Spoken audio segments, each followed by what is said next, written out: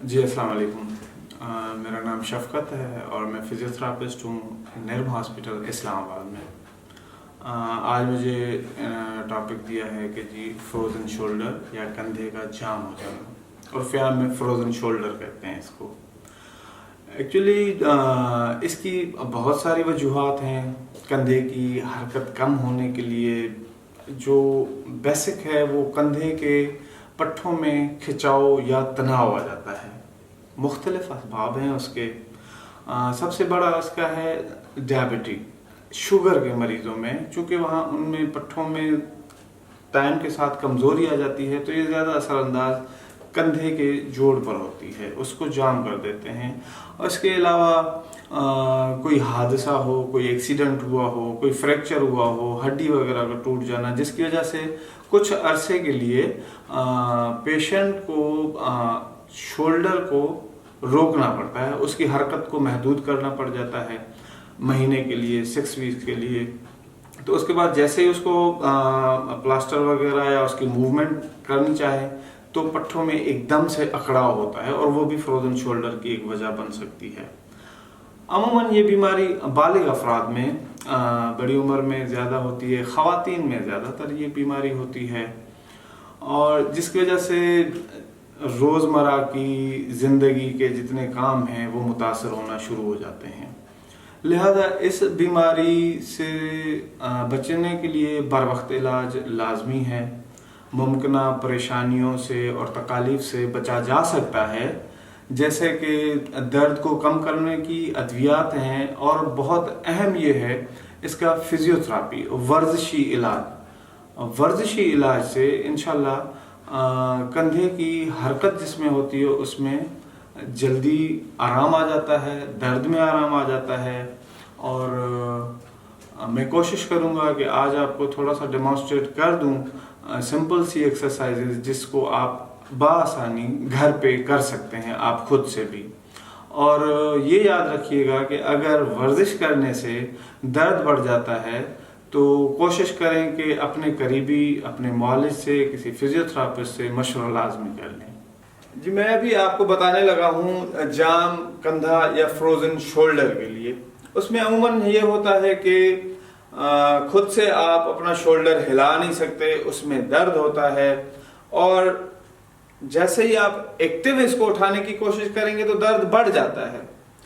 तो कोशिश ये होनी चाहिए कि कोई और बंदा हो जो आपके कंधे को मूव करे, और अगर कोई और बंदा नहीं है तो बेसिकली मैं आपको इस तरह बताऊंगा कि आप खुद से घर में कर सकें। वो इस तरह करनी है कि जैसे ये हाथ है आपका, ये यहां से ऊपर मूव नहीं हो रहा, लेकिन ये हाथ ऊपर जाता है, तो आप कोशिश करके अपने राइट हैंड के साथ इस हाथ को पकड़ेंगे, यूं इस हाथ को पकड़ें, यूं पकड़ें, यूं, यस। और ये वाली कोशिश करके, ये पैसिव एक्सरसाइज होनी चाहिए, और जहां तक जा सकता है अपने कंधे को ऊपर जाने दें, फिर वापस, फिर जाने दें, फिर वापस।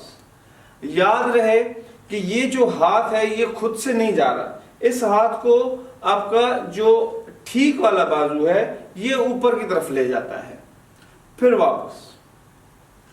इसके बाद एक और एक्सरसाइज है जो सिंपल सी है।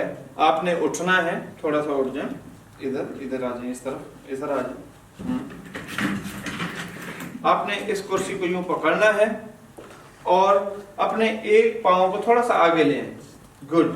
थोड़ा सा झुकना है और कोशिश करके हाथ में कोई वजन, हल्का सा वजन आपने लेना है। जैसे ये वेट हमने दिया हुआ है, लेकिन घर में वो 1/2 लीटर की पानी की बोतल हो गई या कुछ इस तरह से हो गया। तो एक्चुअली आपने मूव ऐसे करना है कि आपने कंधे पर यहां पर कोई मूवमेंट नहीं करनी, बिल्कुल रिलैक्स रखना है। और जिस तरह पेंडुलम, ये एक्चुअली पेंडुलम एक्सरसाइज है, तो इसके लिए आपने ये और आहिस्ता आहिस्ता अपने रिदम को बढ़ाते जाना है। जितना आप फ्री महसूस करेंगे उतना आप इसके रिदम को बढ़ाते जाएं। ये